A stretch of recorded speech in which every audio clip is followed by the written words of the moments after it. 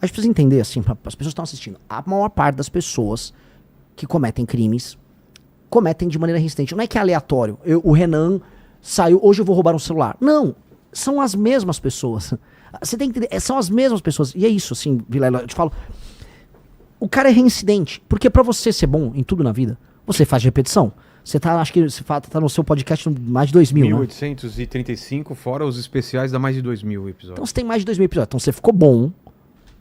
É repetição. É repetição. Um ladrão também é repetição. Tá me comparando a um criminoso que rouba celular. Você entendeu, né, Aline? Aos pouquinhos foi chegando, que rouba né? celular é tão bom quanto eu, porque pela repetição, assim como eu faço muito podcast, ele rouba muito celular. Entendi, Renan. É, por isso que o Lenny já vai me punir no final. Exato. Já peguei já mais tô uma. Mas entregando eu antes. entendi. O cara... Você vai ver a ficha do cara, o cara já foi preso ou foi pego, sei lá, 20, 30 vezes. Isso porque foi pego em algumas vezes, né? Exato. E aí tenta imaginar o policial que correu atrás dele, que pegou o cara, que tá na rua, correndo ele próprio risco de vida, que depois, se ele mata o cara, não tem uma assistência jurídica por parte da polícia, que vai responder um processo, que vai ter um promotor, às vezes um canalha de um promotor, querendo prender o policial, falando, ai, teve excesso de força. Aí esse cara, tudo passando na cabeça dele, enquanto ele ganha um salário porcaria, pra ele pegar aquele vagabundo e saber que o vagabundo vai ser solto logo em seguida. E ele ainda vai tomar um chá de cadeira na delegacia. Então, se for pegar todo o ciclo da experiência do policial no enfrentamento ao crime, o policial, pra topar ser um policial num cenário desse, o cara, ou ele é um herói, ou ele é muito louco. E eu acho que na maior parte dos casos ele é um herói. Porque o cara, pra manter a fé na farda, sabendo que tem todo esse sistema construído pra isso, é muito errado. Então, assim, tanto a audiência de custódia, o juiz de garantia, são todos instrumentos criados pra manter o criminoso na rua. E o criminoso é sempre o mesmo porque ele é reincidente. O que a gente precisa fazer? Quando o cara é reincidente, aumentar bizarramente as penas. O cara entendeu assim, cara, se eu for pego pela segunda vez, eu vou ter, sei lá, por um crime violento com a mão armada, mais de 35 anos de pena, 40 anos de pena, ele perdeu a vida dele foi desperdiçada. Ele tem que entender isso. E aí a gente tem que aumentar o policiamento, de modo a ele ter certeza de que não haverá impunidade. Ele tendo certeza que não haverá impunidade, ele faz um cálculo econômico, porque por mais que ele seja canalha, ele não é um imbecil completo. Dito isso, Vilela, falo aqui, porque não existe solução mágica. Mesmo em países desenvolvidos, Estados Unidos é um exemplo, que tem penas altas, o cara consegue ser um imbecil a ponto de saber que ele vai destruir a vida dele, mas ele vai lá e comete o crime.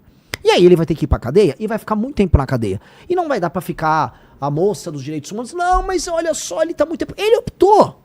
Se ele pegou uma arma, botou na cabeça de alguém e fez o seguinte julgamento, olha, você vive ou morre, dependendo da minha vontade. Este cara é um juiz da vida de outra pessoa.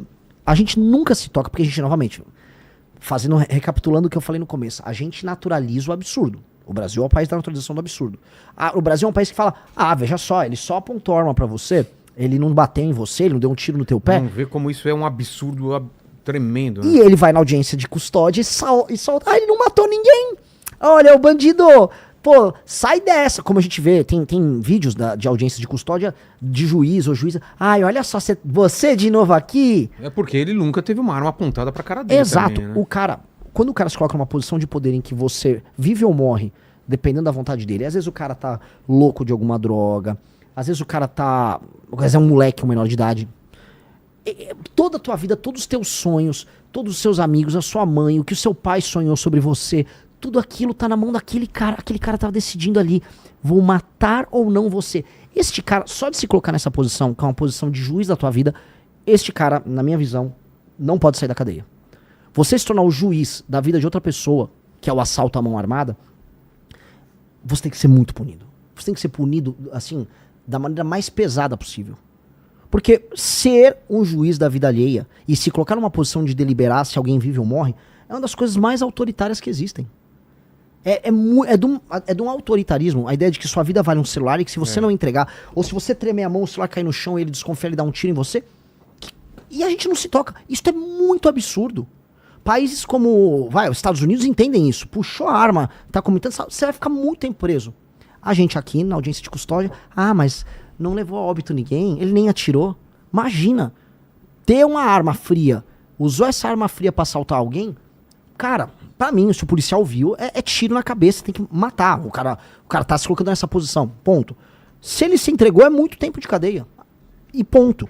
E a gente tem que entender, porque, novamente, esse raciocínio que eu fiz com você, as pessoas não fazem. Que é a ideia da naturalização. Quando você fala de Bukele, quando você fala do prendeu, matou, a esquerda te coloca como direita, de extrema direita. E os bolsonaristas colocam você como esquerda. Renan, o que você é? O que o Missão é?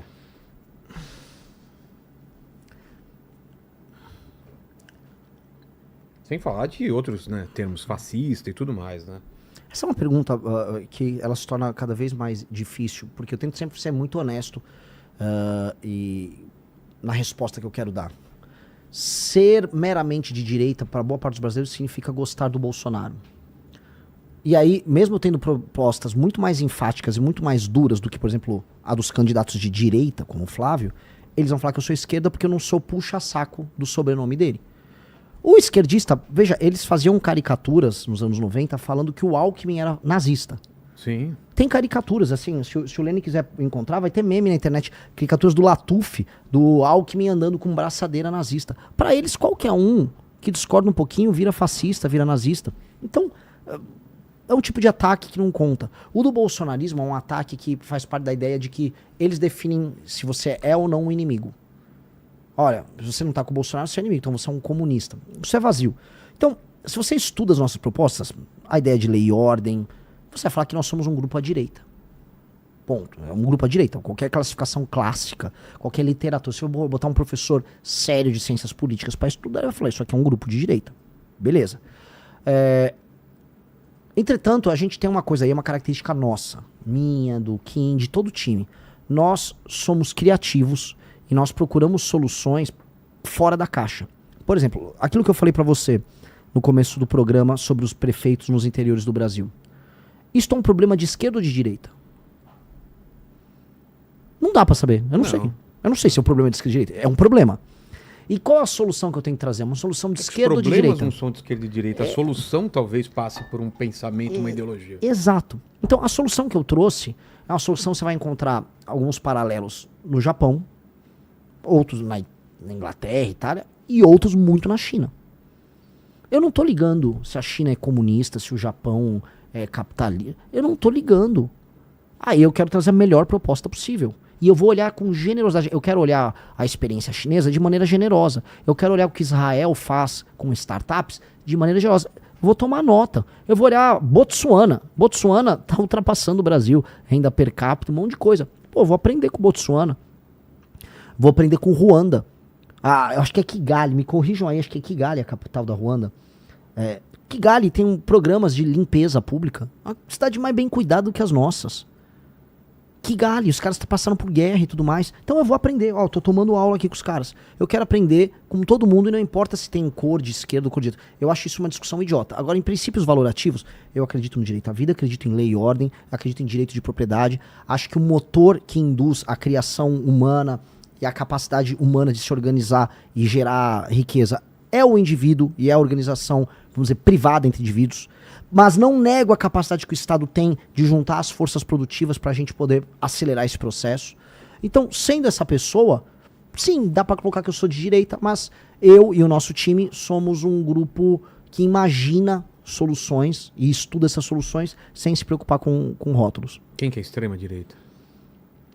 Eu nem sei definir o que é extrema-direita. O que é extrema-direita? É um grupo, sei lá... hiper racista de algum país? Eu não sei colocar o que é um extremista de direita. Eu volto a colocar. Aqui eu sou qualificado pela esquerda por ser de extrema direita, porque eu não sou petista, porque eu simplesmente não defendo o Lula. Eu não sei qual é a classificação. Muitas classificações vão levar, por exemplo, o Putin a ser colocado como extrema direita. Muita gente na Europa fala que o Putin é de extrema direita. Agora o Putin é aliado do Lula. Aí ele vira um soberanista. Entendeu? Aí é um soberanista. Aí tá tudo bem. Então são esses critérios que eles são meio vagos. Eu não me guio por eles, eu acho isso perda de tempo. Em relação à política internacional, como que o Brasil vai se colocar nessa briga por terras raras, nessa briga de política entre China e Estados Unidos que vai se intensificar cada vez mais, né? Cara, a gente tá tendo mais uma chance, mais uma grande chance. Janela de oportunidade, né? Que as nossas riquezas nos entregam de se posicionar perante o mundo. As terras raras, assim, normalmente as pessoas... É difícil o tema. São vários elementos lá da tabela periódica, elementos com nomes esquisitos. Outro dia eu estava lendo sobre disprósio, né? Elementos são usados para fazer ímãs, semicondutores, porque as terras raras têm propriedades que são magnéticas, luminescentes e catalisadoras. Então são componentes que têm essas 3 propriedades. E essas propriedades podem ser usadas na indústria bélica, na indústria de supercomputador, para fazer super ímãs e baterias. E o Brasil tem a segunda maior reserva mundial disso. E com a concentração específica de alguns desses componentes que são muito importantes em algumas áreas. Esses componentes, então, eles servem como base para uma indústria de ponta, com altíssimo valor agregado. Aí a gente tem que escolher. Nós vamos ser o fornecedor da matéria-prima ou nós vamos lá trazer a cadeia para cá? Essa é a grande discussão. Porque trazer a cadeia para cá, a gente tem que implica que a gente não tem a tecnologia, e que essa tecnologia vai ter que vir de outros países, e que vale a pena para empresas lá fora produzirem esse conteúdo aqui. Porque de nada adianta eu não fazer uma reforma de competitividade, eu diminuir impostos, eu facilitar a contratação e demissão de pessoas, eu ter, vamos dizer, marcos legais estáveis, ter uma lei ambiental, e passou, graças a Deus, estável e funcional. De nada adianta eu não ter nada disso. Aí, para vir uma empresa instalar aqui, vamos dizer, uma empresa de drones ou de motores que envolvem motores elétricos que envolvem bateria, e o preço ser 1000 vezes mais caro que o da China, que aí você perdeu para a China. Então os próprios parceiros no Ocidente que você pode ter para criar essa cadeia aqui, não vão querer colocar a cadeia aqui, porque eles vão falar, não adianta nada eu montar uma empresa aí. Ninguém vai querer montar uma empresa aí. Então, nós temos que, entender o jogo geopolítico, a gente tem que saber quem tem as tecnologias e quem que topa ser parceiro. 2, a gente não pode, de maneira alguma, sair vendendo as matérias-primas. E 3, assim, puramente, só leva meio próximo. De terras raras que foi comprada. Então, veja só, lá em Goiás, ela foi comprada pela, traduzindo, né, tradução livre da empresa americana, Empresa Americana de Terras Raras. Essa empresa tem 10% de capital federal americano. O Trump comprou. Ou seja, o Trump está indo para a linha de estatização. E essa empresa se tornou uma empresa de interesse norte-americano para comprar minas de terras raras em vários lugares do mundo, até pagar um valor a mais. O Trump está topando pagar mais até para fazer preço. E aí você começar a direcionar essas terras raras para os Estados Unidos e entrarem nessa super indústria, que a China já tem. Porque a China, como ela tem muita terra rara, é o país que mais tem, e ela tem a tecnologia, e ela tem a competitividade, a China faz o ciclo completo. Os Estados Unidos, eles estão olhando assim, vamos pegar essas terras raras em outros países, especialmente o Brasil, e aí vamos processar eles aqui, alguma coisa na França, alguma coisa no Reino Unido, e a gente cria um complexo industrial de terras raras, em que eles ficam no topo e a gente fica na base. Não acho que vale a pena. Por quê? Porque o Brasil pode usar as terras raras para suprir o gap de tecnologia que a gente tem para os outros países. Como a Coreia fez. Exato. Como a própria China fez. Como a China fez. Então a gente tem que usar essa oportunidade histórica e tem que ter um presidente cara de pau, galudo, que vai falar, Trump, não, se for para fazer esse negócio, não vai valer a pena, não vou fazer. Vamos com calma e vamos, reforma de competitividade, acordos internacionais inteligentes, saber quem serão nossos parceiros, e aí você montar a cadeia paulatinamente. Eu quero saber quando eu vou fazer o drone aqui, vou fazer a bateria, o motor aqui. Não só tirar o disprósio ou os outros componentes, aí manda lá ou como eu tava falando, não, a gente pode mandar até o imã. O imã é um pedaço, eu quero a indústria completa. Porque aí isso nos coloca no jogo geopolítico. Aí é um Brasil que teve compartilhamento de tecnologia com os gringos, é um Brasil que começa a tirar o gap, começa a ter empregos de alta complexidade, começa a trazer capital humano de qualidade. Gente da Coreia, gente dos Estados Unidos, da Índia, do Japão, para trabalhar aqui, isso vai elevar os salários, melhora a economia. E outra, cria uma indústria de defesa aqui, que é uma piada a nossa indústria de defesa. Cria uma indústria de defesa, porque aí a gente possa ser soberano. E aí tem que ser um projeto para os próximos 20, 30 anos. Então essa é uma chance que está dada aqui. Eu não sei o que o Lula está negociando com o Trump sobre terras raras. Ele não fala sobre isso. E claramente o Trump, na guerra das tarifas, ele colocou essa posição envolvendo o Brasil, e tem um monte de empresário brasileiro, banqueiro, rodando por aí, comprando as áreas onde tem as terras raras e querendo negociar com os gringos. Tem indústria de ponta de tecnologia americana vindo pro Brasil, já vê isso. Tem uma corrida do ouro envolvendo terras raras aqui. E a gente tá de bobo nessa história. De bobo, as discussões aqui são meio infantis. Então, nós temos que entender assim, nós temos que ter um plano soberanista, e essa é a nossa